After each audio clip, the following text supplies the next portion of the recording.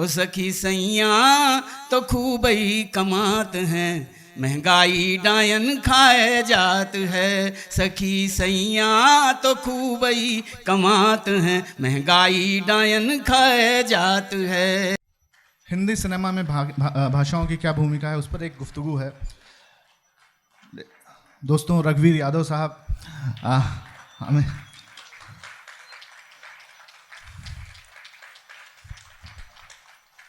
और फैज़ल मलिक हमारे दोस्त। देखिए दोस्तों, ये फैज़ल मलिक साहब ने देखा होगा, इन्हें पहचानते होंगे, अभी कुछ दिन बाद और पहचानने लगेंगे। आइए तशरीफ। अगर आप लोगों की इजाज़त हो मैम, तो मैं इस सेशन का आगाज़ करूं। हेलो दोस्तों, ये जो सेशन है, जो ये चर्चा है, डिस्कशन है, ये है हिंदी सिनेमा में भाषाओं की भूमिका। और ये तब बहुत बहुत ज़रूरी हो जाता है जब हमारे दरमियान, आप जानते हैं कि रघुवीर यादव जी को जानते हैं, बहुत सारे आयाम, ना सिर्फ एक्टिंग बल्कि कंपोजिशन, कंपोज़र हैं, सिंगर हैं, जानते हैं, वर्सटाइल हैं, अपनी तरह के अलग अदाकार जिनको हम लोग पर्दे पर देखना चाहते हैं और बार बार देखना चाहते हैं। पर्दे पर नहीं सर, हम हकीकत में भी आपको देखना चाहते हैं, थिएटर पर भी। सर, अभी आपने मैं इससे शुरू करूंगा कि अभी आपने ये मुशायरा सुना, और 1913 में जब पहली भारुतेंदु हरिश्चंद्र ने फिल्म आई थी, जब फिल्मों में भाषा नहीं होती थी, भाषा बोलती फिल्म 34 में आई, 1931 में आई। ईरानी साहब ने जो है आलमारा बनाई, और फिर आलमारा, और वो सिलसिला चलने लगा। अब जब आप ये महसूस करते हैं कि भाषा जिस तरह से, कहाँ देखते हैं भाषा को, आज़ादी का अमृत महोत्सव है, 75 साल हो गए, कुछ लोग कहते हैं कि भाषा बहुत साहसी हो गई है, कुछ लोग कहते हैं बहुत स्तर गिर गया है, आप क्या सोचते हैं? क्या है कि जब मैंने देखा, जब से होश, मतलब भाषाओं का जो होश आया मुझे कि भाषा क्या होती है, क्यों होती है, क्या, तो एक तो मेरा इत्तेफाकन पारसी थिएटर से ताल्लुक़ रहा, और मैं बिल्कुल बुंदेलखंड, जहाँ मुझे सा और शाह में फ़र्क नहीं मालूम था, वहाँ से मैंने पारसी थिएटर ज्वाइन किया। और मैं कैसे, वो एक अलग कहानी है। और मैंने पारसी थिएटर जब ज्वाइन, तब मुझे पता लगा कि भाषा कोई चीज़ होती है। नहीं तो हम तो कहा, भैया कहाँ जा रहे हैं यार, कैसो कर रहे हो, क्या कर रहे हो, हैं, बड़ी खुशी भाई हमें तुम्हें देख के। अब ये सब चलता रहा। तो पहला जो वाक़या भाषा को लेके मेरे साथ हुआ, जहाँ से मुझे भाषा समझनी पड़ी जी, वो ये था कि मैं जब घर से बगैर बताए निकला था, और एक वहाँ प्रोफेशनल भगोड़ा था जो महीने में 3-4 बार भागता था, नरेश उसका नाम था, नरेश सूरी। तो उसके साथ, क्योंकि हायर सेकेंडरी मैंने का एग्ज़ाम था, उन दिनों 11वीं को हायर सेकेंडरी कहा जाता था, और भोपाल बोर्ड था, मैंने वो दिया, और मुझे पहले से एहसास हो गया था कि फ़ेल होने वाला हूँ। तो फ़ेल होने की शर्मिंदगी से मैं घर में टिकना नहीं चाहता था। तो मैंने तय किया कि बस निकलना है, क्योंकि मैं शर्मिंदगी से यहाँ नहीं रह सकता। तो मैं अपने जो स्कूल है मेरा, जहाँ मेरी पढ़ाई हुई, वो मेरे मामा जी के नाम से है। वो स्कूल भी ऐसा कि मेरे नाना जी ने वो स्कूल बनाया था, लक्ष्मी नारायण यादव विद्या भवन। तो ये लक्ष्मी नारायण मेरे सगे मामा हैं, और उनको पागल कुत्ते ने काट दिया, तो उससे उनकी मतलब वो मर गए, और उनकी स्मृति में वो फिर वो स्कूल बनाए, और उसी में हमारी पढ़ाई हुई। तो बस वही बुंदेलखंडी हम बोलते रहते थे। वहाँ हमारे जो टीचर अंग्रेज़ी सिखाते थे, तो उनकी भी अंग्रेज़ी ऐसी थी कि आज मुझे याद आता है कि हम कहाँ थे उस वक्त। ये मैं 50 के आसपास की बात बता रहा हूँ, 1950 की। तो और मुझे फिर जब वहाँ से आ गया मैं, और इस लड़के के साथ वो जो प्रोफेशनल भगोड़ा था, उसके साथ आया मैं, तो उसकी तो आदत थी। तो हमने पहले दिन वो पारसी थिएटर वहाँ देखा।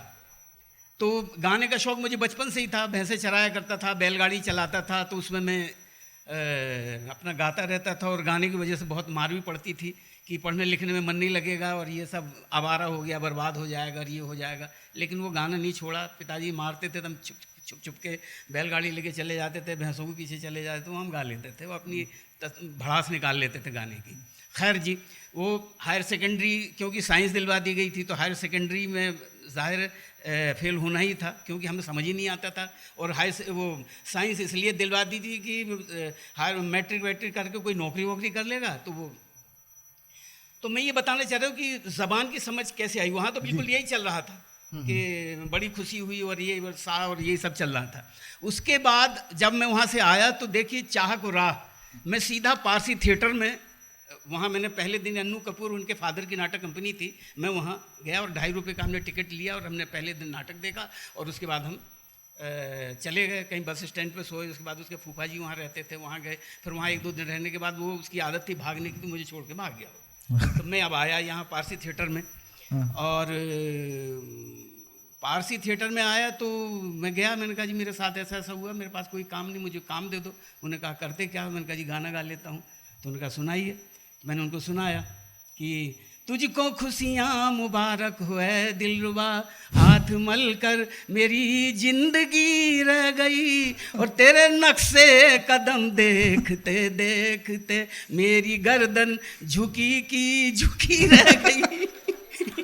जब ये मैंने गाया तो कहने लगे बेटा गा तो सुरीला गा लेते, लेकिन तुम्हारा तलफ़ुज़ बड़ा ख़राब है। तो मैंने उनसे कहा जी तबले पे गाऊंगा तो ठीक हो जाएगा।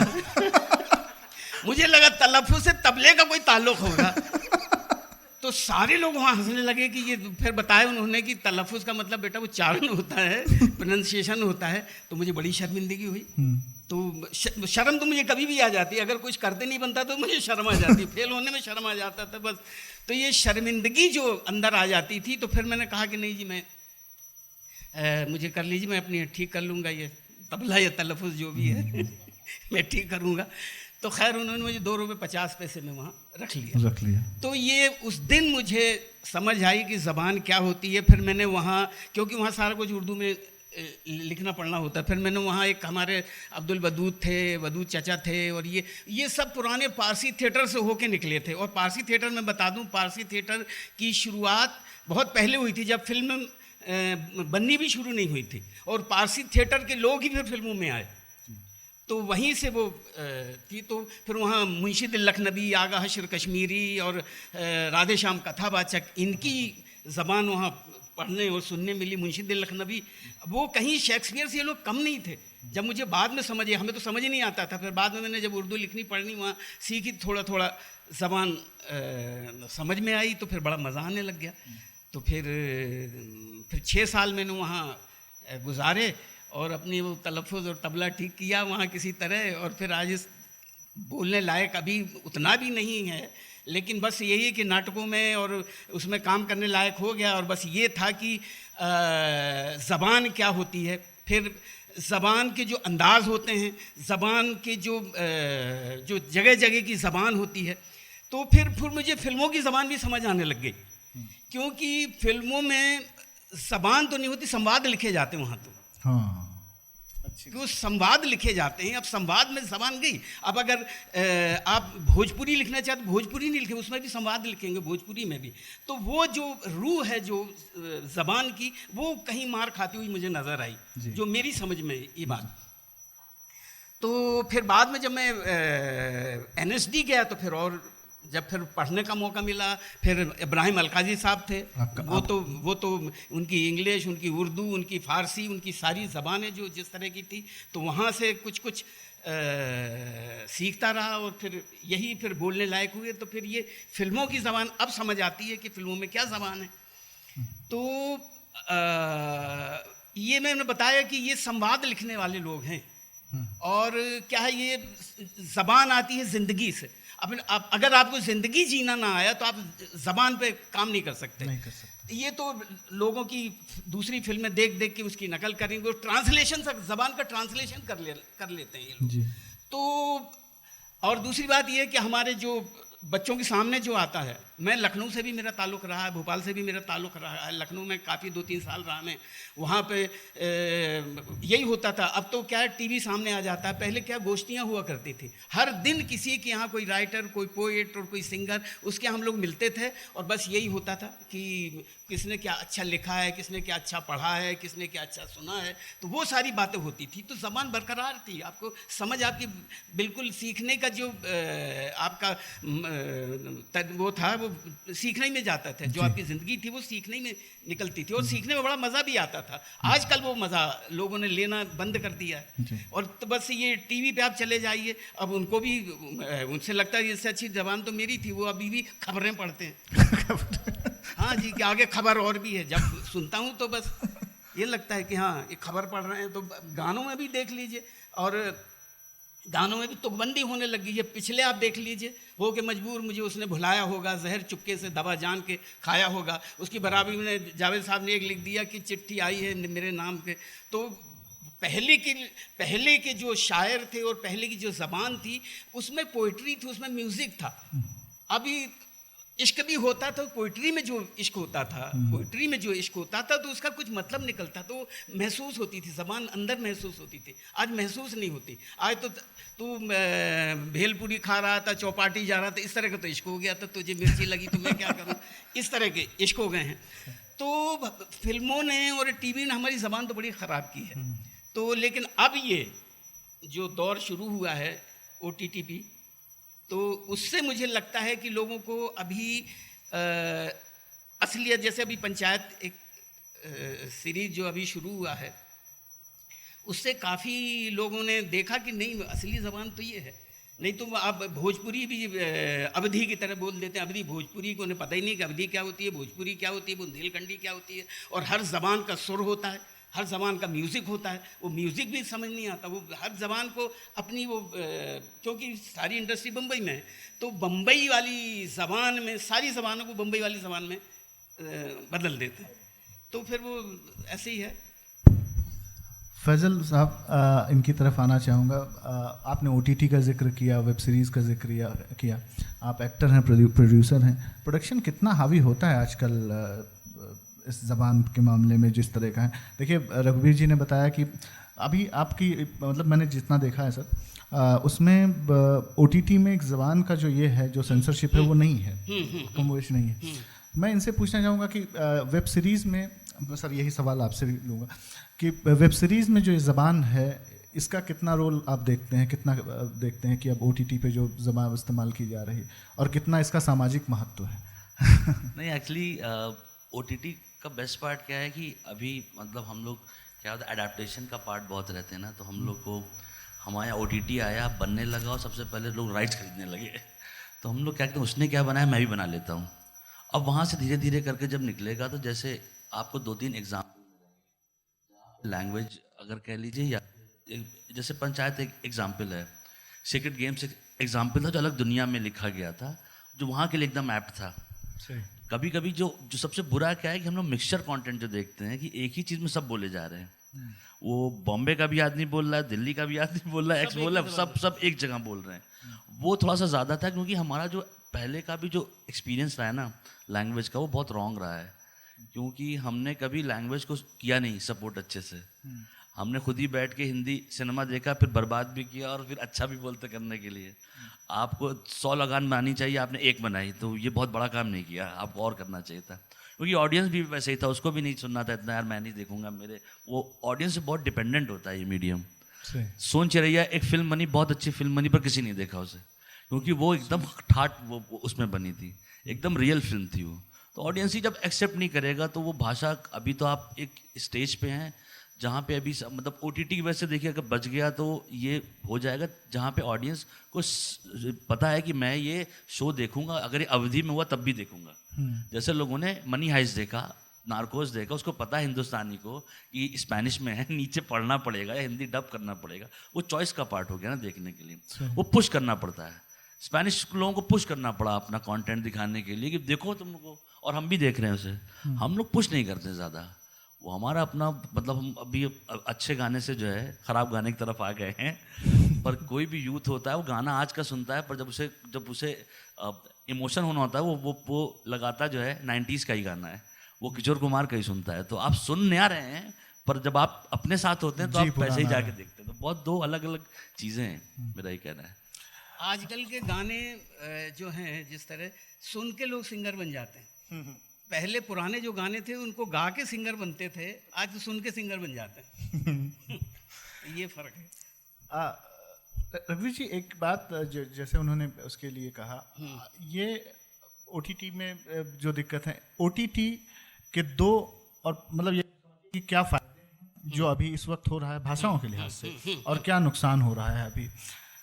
देखिए, हाँ, क्योंकि कुछ लोगों का एक तबका ये मानता है कि भाषा, क्योंकि जो ज़बान हम बोल रहे हैं वो तो ना तो हम हिंदी बोल रहे हैं, वो वाली ज़बान नहीं बोल रहे हैं, ना उर्दू बोल रहे हैं, वैसे मिक्स बोल रहे हैं। कोई मुंबईया बोल रहा है कि ये हो गया, उसमें गाने भी लिखे जा रहे हैं। वही उर्दू का शायर जो अजीम शायर था, वो मुन्ना भाई MBBS के मैंने एक साउथ इंडियन उसमें फिल्म में पंजाबी गाना सुना था, मैंने कहा भाई ये अजीब चल रही है। तो मतलब ऐसा नहीं है, मतलब आप किसी भी फिल्म में उस जगह का गाना लगा दो ना, आपको आइटम सॉन्ग करने क्या ज़रूरत है।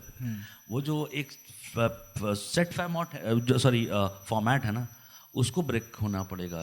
मतलब अगर लैंग्वेज को हमको सही में पुश करना है तो, वरना ये धीरे धीरे करके छोटा ही होता जाएगा और कम हो जाएगा। जश्न अदब 100 होना चाहिए, एक ही होता है। वो वाली बात है कि किसी को पढ़ाना पड़ेगा।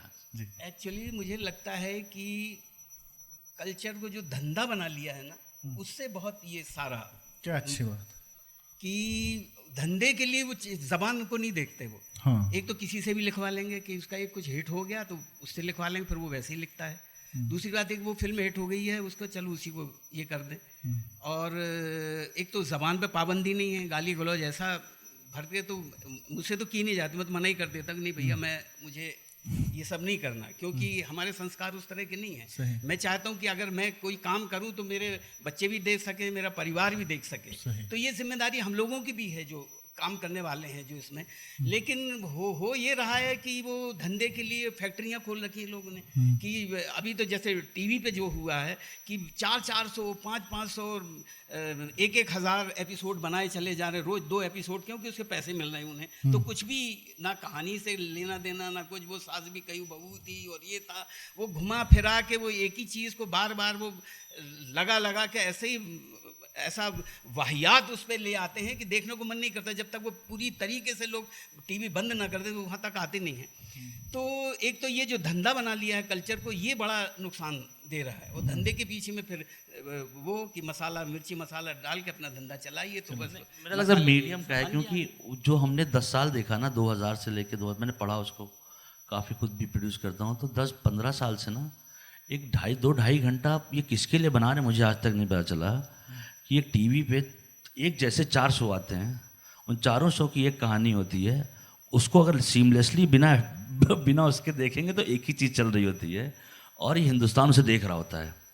मुझे पढ़ना है वो साइकोलॉजिकली, उसे कौन देखता है कि आज भी सास बहू को मारने के चक्कर में लगी हुई है, किसी का खाना गिरा दिया। भाई हमारे घर में नहीं होता तो मतलब कि अगर कॉन्स्पिरेसी थ्योरी का ये पार्ट कहा जाए तो इंडिया ने 10-15 साल से देख रहा है। कोई भी चीज़ खत्म हो जाती है ना, ये नहीं हो रही खत्म। एक्चुअली देखते नहीं है, देखना पड़ रहा है। हाँ। देखें, जब वही आपको दिखाया जा रहा है तो वही देखेंगे। और वो जो बनाने वाले भी यही कहते हैं कि भैया ऑडियंस ये चाहती है। ऑडियंस को कैसे आप ऑडियंस को कह सकते हैं कि ये चाहती है, हम इसलिए करते हैं। अब जो बना के तो दिखाइए, और जब कोई अच्छा काम आता है वो भी तो ऑडियंस देखती, तो उसको क्यों नहीं कहते ऑडियंस ये भी चाहती है। सही। अच्छा रघुवीर जी, बताएं, आपके थिएटर से तो आपका खैर नाता सब वो है। थिएटर कितना ज़रूरी है भाषाओं को प्रमोट करने के लिए? बहुत ज़रूरी है, बहुत ज़रूरी है। क्या है कि थिएटर से, और थिएटर कम क्यों हो रहे हैं आजकल, ये तो सवाल इसी से लगे हुए। कम तो ये टीवी और ये जो चैनल बहुत सारे खुल गए, इसकी वजह से लोग सीधा चाहते हैं। पहले हम लोग बड़ी मशक्क़त करते थे एक्टर बनने के लिए, कि एक्टर के जो सारे आयाम हैं, जो सारी चीज़ें, सारी दिशाएं हैं, वो समझ के फिर कहीं एक्टर बनने की और फ्लोर पे जाने की हिम्मत कर पाते थे। अभी तो आपने एक सीरियल कर लिया, वो किसी तरह फ़ोटो दिखा के डायरेक्टर को रोज़ को फ़ोटो दिखा के और एक्टर बन जाते हैं, और एक्टर बनने के बाद फिर वो एक ही जैसा करते आ रहे हैं। बड़े बड़े एक्टर यही सब कर रहे हैं। पहले जो मशक्क़त करनी पड़ती थी एक्टर बनने के लिए, जो सीखनी पड़ती थी, जो म्यूज़िक सीखना पड़ता था। पारसी थिएटर में अगर आपको म्यूज़िक नहीं आता तो आपको स्टेज पर खड़ा नहीं होने देते थे। तो म्यूज़िक भी लाजमी था वहाँ पर, कि आपको म्यूज़िक आना ज़रूरी है। कि अगर आपको म्यूज़िक नहीं आता तो ज़बान आपको कैसे समझ में आएगी। और मैंने ये एक बात और देखी है कि सबसे पहली बात आपके कान, जो कान है वो आपको ज़बान भी समझा देती है, आपको म्यूज़िक भी समझा देती है। और कान से कहीं ना कहीं जो साउंड का ताल्लुक़ है, अभी क्या है, जब मैं जबलपुर में था, जब उसमें था, तो मुझे कान का अंदाज़ा नहीं था कि कि आप बोल क्या रहे हैं, बस मुझे समझ आनी चाहिए क्या है। तभी वो सा और शाह में फ़र्क नहीं था। बाद में सुनने की जो आदत डाली, अब लोग बस वही है कि सुनने की कोशिश नहीं करते, और कि बस अगर आप सुने तो फिर कम से कम आपको मालूम तो होगा कि आप हैं कहाँ, किस जगह पर हैं। वो तो सिर्फ डायलॉग याद करके और पहुंच जाते हैं, ना उन्होंने कोई भाषा सुनी है, बस पढ़ ली है। अब लिखने में और पढ़ने में बड़ा फ़र्क होता है। हाँ, तो बस वही होता है कि वहाँ की अगर आपको भोजपुरी बोलनी है, उसमें अवधी बोलनी है या बुंदेलखंडी बोलनी है या मगही बोलनी है, कोई भाषा बोलनी है तो उसको पढ़ लेंगे। अब भाषा कभी नहीं लिखी जा सकती जब तक आपको उसके स्वर का ज्ञान ना हो, है। क्योंकि हर लैंग्वेज का एक देखिए एक अजीब सा एक म्यूज़िक होता है हर उसमें, चाहे छत्तीसगढ़ में चले जाइए, चाहे भोजपुरी में चले जाइए, कहीं भी चले जाइए। तो ये मुझे पारसी थिएटर में रहने का ही मुझे बड़ा फ़ायदा हुआ कि हम चप्पे चप्पे में मैं रहा हूँ। 1-1.5 महीने के लिए हम जाते थे, टेंट गाड़ लेते तो वहाँ हम थिएटर करते थे। तो बस यही था कि सुनने की आदत थी, क्योंकि म्यूज़िक से ताल्लुक़ रहा है मेरा, तो म्यूज़िक वगैरह सुनने तो आएगा नहीं आपको। तो ये था। फिर बाद में क्या है कि शुरू में मुझे नकल करने की वो थी कि मैं मोहम्मद रफ़ी के और मन्ना डे के और किशोर कुमार के गाने की नकल किया करता था। तो वहाँ एक सार्जेंट बाबा थे, वो गेट कीपर हुआ करते थे। तो कई दिनों के बाद मुझे कुछ इनाम भी मिल जाता, 2-4 रुपये और 2.5 रुपये मुझे वहाँ रोज़ के मिलते थे, 3-4 रुपये इनाम मिलते थे। तो मैं मुकेश की आवाज़ में और मन्ना डे की आवाज़ में गाने गाया करता था। तो एक दिन ऐसे बैठे तो मैं गा रहा था, तो अरे वो गाना था, उसका मिलन का एक गाना था कि राम करे ऐसा हो जाए मेरी निंदिया तोहे मिल जाए, मैं जागूं तू सो जाए, मैं जागूं तू सो जाए। तो उसमें आता था कि मैं भी नहीं तू ही नहीं सारा जमाना, तो मैं जमाना कहा मैंने, और बस मैं नहीं ना। तो कहने लगे कि इससे क्या होता है, जमाना नहीं होता ज़माना होता है। मैंने कहा मैं जमाना ही तो कह रहा हूँ। बोले नहीं ज़माना होता। मैंने कहा नहीं मैं जमाना तो कह रहा हूँ, अब मुझे समझ नहीं आया। फिर बाद में उन्होंने कहा जा जा जा, बोले सुनते नहीं हो तुम। जब उन्होंने कहा सुनते नहीं हो तो मुझे लगा कि वाकई मैं नहीं सुनता, ये जा मैंने सुना नहीं है। तो सबसे पहले आपके कान होने चाहिए। फिर उन्होंने कहा कि ये नकल करके क्या होता है, आप नकल क्यों करते हो। तो मैंने कहा कि अच्छा लगता है मुझे, तो लोग पसंद भी करते हैं। बोले बेटा ज़िंदगी में अगर नकल करोगे तो जब वो हैं तो तुम्हारी नकल कौन देखेगा, तुम तो बस नकल करते रह जाओगे। तुम्हारे अंदर जो है वो निकालो। भाई साहब उस दिन का दिन है मैंने नकल करनी बिल्कुल छोड़ दी। फिर गाने भी मैं अपनी तरीके से गाने लगा। और कैसे, और इस दिल में क्या रखा है तेरा ही नाम दबा रखा है, और इस दिल में, और इस दिल में, और इस दिल में, और इस दिल में, और इस दिल में क्या रखा है तेरा ही नाम दबा। फिर अपनी बात आ जाती है, फिर वो चीजें समझ आने लगी कि आपके अंदर इसका मतलब क्या है। तो हुजूर बहुत बहुत शुक्रिया। फिर अच्छा हाँ चलिए फिर मैं कुछ और फिर वहाँ पारसी थिएटर में वो चलिए बाद में सुना दूंगा मैं। एक और म्यूज़िक की बात आई है ना, तो मैं कुछ हाँ कि जो जैसे जैसे आपको तमीज़ आती रहती ना सीखने की और म्यूज़िक करने की। और ये है कि ये जो मैंने कान वाली बात बोली, ये कान इतने ज़रूरी हैं, सबके लिए ज़रूरी है। अगर आप सुनेंगे नहीं तो फिर आप उससे मारे जाएंगे, वंचित रह जाएंगे उन सारी चीज़ों से। तो हमेशा मेरे कान बचपन से ही थे, क्योंकि वो म्यूज़िक की आदत थी। तो फिर कौन क्या कह रहा है, कौन आपकी गलतियाँ सुधारने की कोशिश कर रहा है, अगर आपने सुनी नहीं तो आप गए काम से। तो बस वही करता रहा और आज भी वही है, मेरा सिलसिला वही है कि अभी सीख ही रहा हूँ, कहीं पहुँचा नहीं हूँ। बस कोशिश कर रहा हूँ कि बस रास्ता ऐसे ही मिलता रहे। नहीं रघुवीर जी, एक सवाल और है कि जो रीजनल ज़बानें हैं, रीजनल आपने बहुत काम किया, 14,000 भाषाएं बोली जाती हैं हिंदुस्तान। जी आपने जो रीजनल उसमें काम किया है, मसलन अवधी है, बुंदेलखंडी है, आपने बताया कि ये सब इनका कितना महत्व होता है इस भाषाओं को के प्रचार और प्रसार के लिए, कितनी ज़रूरी हो जाती हैं सिनेमा के लिहाज से। देखिए भाषा, क्योंकि पंचायत आप देखिए तो उसमें वो एक जो है वो उसको जोड़े हुए है साथ में, एक अवधी कल्चर भी जोड़े हुए है। जी। भाषा जो होती है, जिस जगह के आप शूट कर रहे हैं या जिस जगह की कहानी है आपकी, वो भाषा उस जगह की रूह होती है। कि अगर वो आपने सही ढंग, उसमें आपके सारी चीज़ें आ जाती हैं कि ज़बान का बोलने का अंदाज़, वहाँ का जो म्यूज़िक, वहाँ का जो तरीक़ा, जो सारा रहन सहन, वहाँ के संस्कार, सारी चीज़ भाषा के बोलने से पता लग जाता है, अंदाज़ा लग जाता है। और हमारे यहाँ तो भाषा 500 गज की दूर में हमारी भाषा 2 मील 4 मील दूर चले जाइए तो भाषा बदल जाती है आपकी। तो बदलती है, तो बदलती, आप सुनिए देखिए, बहुत बहुत बहुत फ़र्क हो जाता है। तो ये बस वही सुनने वाली बात है। तो अगर म्यूज़िक का सेंस है तो ये सारी चीज़ बड़ी आसानी से समझ में आ जाती हैं। लगान में क्या हुआ कि लगान में हम लोग ये अवधी बोल रहे थे, तो अवधी बोले तो सबसे ये और भी लोग थे जो शहर के लोग थे जिनको अवधी के बारे में मालूम नहीं था। तो मैं और एक दयाशंकर पांडे, हम ही दोनों को अवधी का पता था और उसका जो किस तरह से बोलना है, उसको कैसे उसके बोलकर जज्बातों को कैसे बयां करने हैं, तो हम ही दोनों को पता था, तो हम बोल रहे थे। बाद में क्या हुआ कि आमिर खान और भी जो लोग थे, जो शहरी लोग थे, उनको पता नहीं, वो तो सिर्फ बोल रहे थे, संवाद बोल रहे थे। तो हुआ ये कि बाद में हमारी डबिंग करवाई गई, क्योंकि हम उनकी तरह नहीं बोल पा रहे थे। हमारी डबिंग करवाई गई भाई कि उनकी तरह बोलो। तो ये बड़ा ये कि आपको अगर ज़्यादा जानकारी है उसकी, अगर ज़्यादा अच्छी तरीके से आपने उस ज़बान की रूह को पकड़ रखा है तो आपको बोलने नहीं दिया जाएगा। हाँ, क्योंकि आप और एक्टर वो नहीं बोल रहे तो फिर यार सब एक ही जगह है कि वो यहाँ की बोल रहा, वो सब कोशिश कर रहे हैं, वो संवाद बोल रहे हैं, वो संवाद वाली बात है। नहीं, बस एक सवाल आपसे और रवि, अब आखिर ये जो वेब सीरीज़ है या फिल्में हैं या सिनेमा है, ये क्या अभी भी ज़बान, जो रीजनल ज़बानें हैं, इनको प्रमोट करता रहेगा? और सर यही सवाल इससे कि जो है ये अवधी, सॉरी, ये जो हिंदी ज़बान है, हिंदी भाषा जो है, अब हिंदी भाषा महामंगा में आ रहे हैं, कितनी ज़रूरी है फिल्मों के लिए और कितना, कैसे हम देख रहे हैं इस वक्त हिंदी सिनेमा में हिंदी का क्या महत्व है इस वक्त? हिंदी का है भाई, एक्चुअली क्या है, एक छोटा सा एग्जाम्पल है वासेपुर। अब वासेपुर हिट हुआ तो वासेपुर के बाद वासेपुर जैसे 5-6 शो भी बनाए गए, क्योंकि लैंग्वेज अडेप्ट हो गई।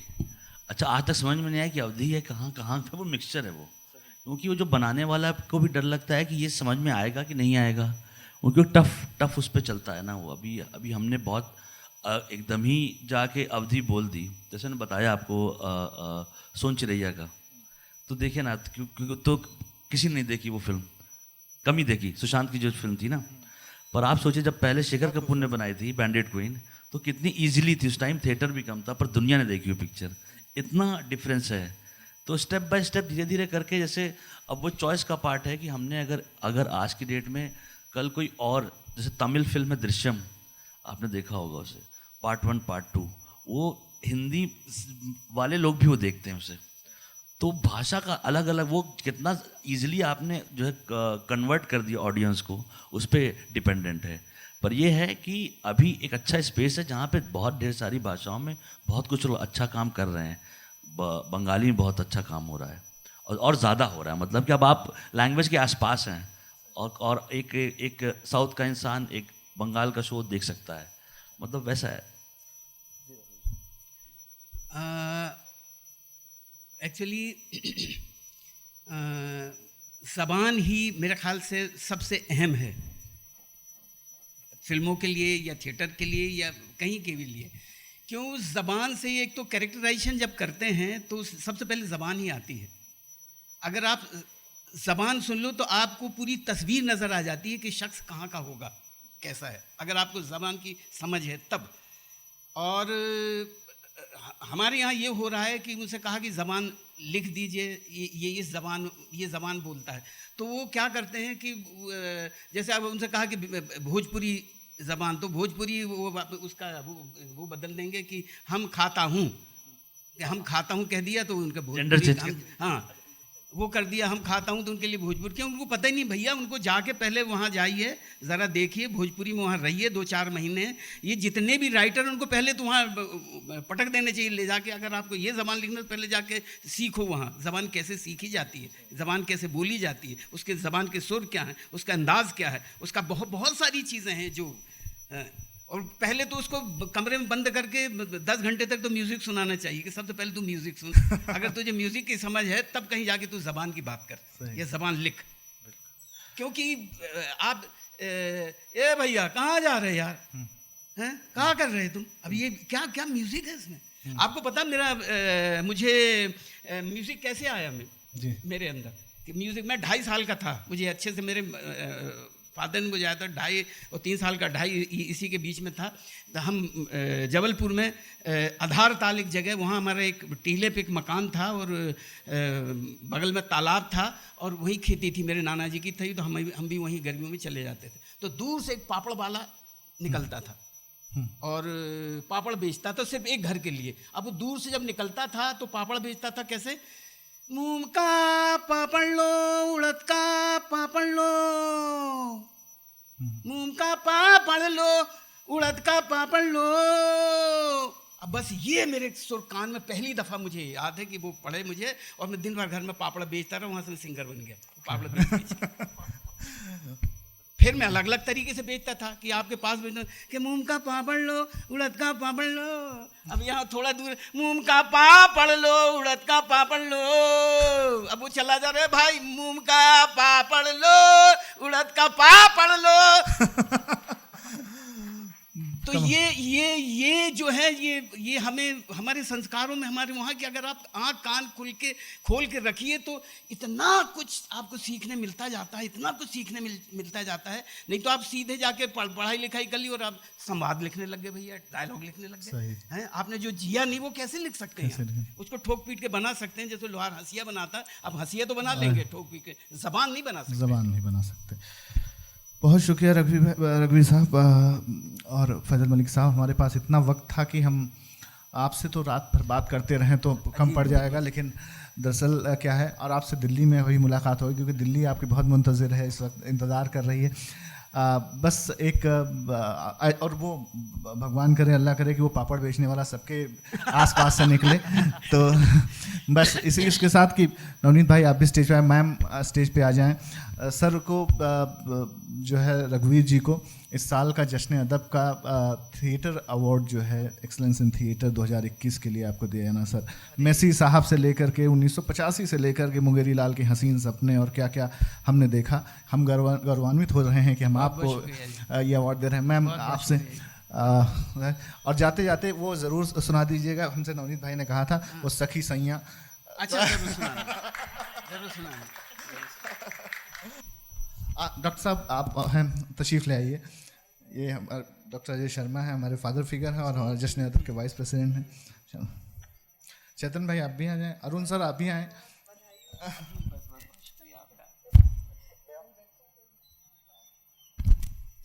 हाजरीन, जश्न अदब का 2021 का एक्सीलेंस थिएटर अवार्ड दिया था।